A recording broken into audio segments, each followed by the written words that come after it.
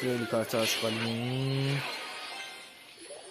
خب الان زپ روی دسته حاجی، فقط بگیره تمومه. جونم مگا سلطان، یه شات مولایی بالون، یه شات بزن جون مادرت. بوم حاجی چی شد حاجی؟ خدا وکیلی ببین چی شد. فقط به عشق خودتون دوستان، یا علی.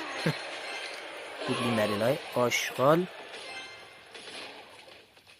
تمومه دیگه حاجی، پوستش کن دیگه. بیا الان فقط داره توی 10 ثانیه. او مای گاد، وو ویلا، او مای گاد حاجی چی شد؟ عجب چه مسخره بازی شد واقعا. من نمیدونم باید چه جوری درک کنم اینو.